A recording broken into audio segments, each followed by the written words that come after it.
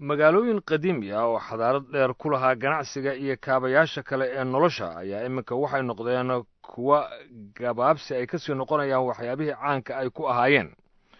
magaalada qandala ee gobolka bari xeebta badda cas kaga taala ayaa ka mid ah deegaamadaasi wariyaheena v o a faadumo yaasiin jaamac ayaa warbixinta nooga soo dirtay magaalada boosaaso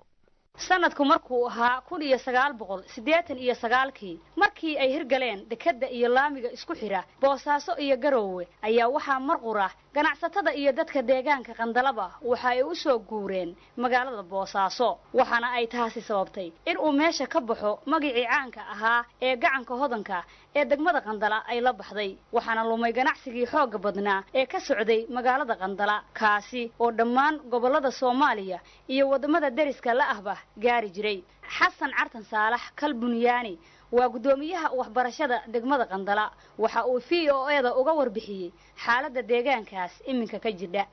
markii dekada la dhisay oo laamiga Boosaaso la dhisay baa dadkii ka soo guuray dadkii waxay soo degeen Boosaaso dadkii ganacsatada ahaa oo waxay kulli waxay ka soo guureen magaaladii marka hadda waxa weeye magaalo waxay noqotay laga soo guuray laakiin ehelkii maartay dhisila ama wax u qaban lahaa waxay joogaan Boosaaso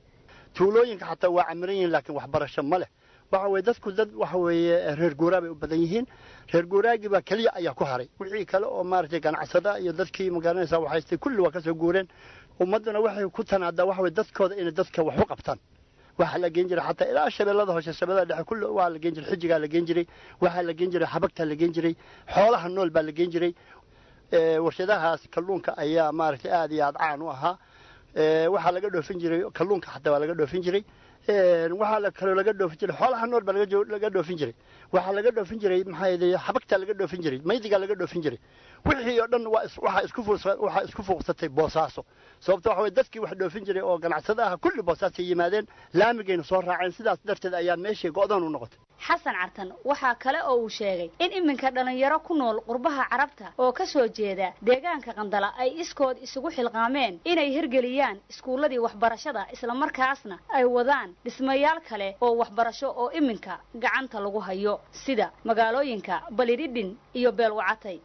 waxa gacan naga siiyay dad fara badan oo maaragtay meesha u dhashay oo dhalinyaro ah oo isbiirsatay oo lacagtooda ku horay oo hadda waxay rabaan ilaa waxa weeye iskuulkii magaalada Qandala Cali Fahiye Gede waa la dhisay aad iyo aad baa loo dhisay waxyaalo badan oo magaalanaysa oo haddeerna waa wadaan iskuulo badan bay balliga ka wadaan meelo badan bay ka wadaan waxay ka mid ah meel la yiraahdo mataqaana tuulada la yiraahdo Beelwacatay bay ka wadaan meelo badan bay ka wadaan hadda waxa weeye waxa moodaa sidii hore tacliintii hore inay soo laabanayso sababta dhalinyaradaas isbiirsatay oo magaalanaysa wadanka u dhalatay ayaa waxay rabaan inay soo celiyaan ganacsatada iyo qurba joogta waxa uu ugu baaqay xasan in dib loo eego deegaanka uu gaabisku ku dhacay Soomaaliya waad ogtihiin oo wax burbur baa ku dhacay marka nin walba inuu gobolkiisa inuu dhisto oo maaragtay wax ka taro inay magaalanaysa ka fikiraan oo tacliinta iyo waxbarashada iyo caafimaadka kulli inay soo celiyaan ilaa waxa weeye meesheen waxa weeye gaariwaa baa loo bixiyay hay'adu ma tagaan badanaaba waxa weeye meelo aad u dhaadheer oo qarfa ah oo waxa weeye buura weeyo waxa weeye laamigaas badanaaba bay dadku iska waxay laakiin inta badan xagga bariga caluula iyo kulli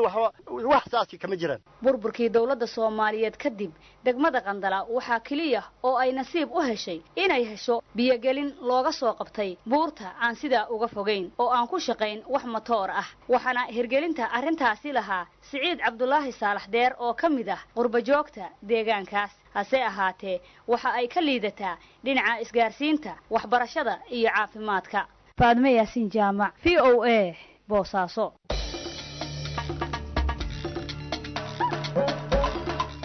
VOA Boosaaso waxaad ka dhagaysan kartaa FM-ta Daljir ee dhererkeedu yahay 88.8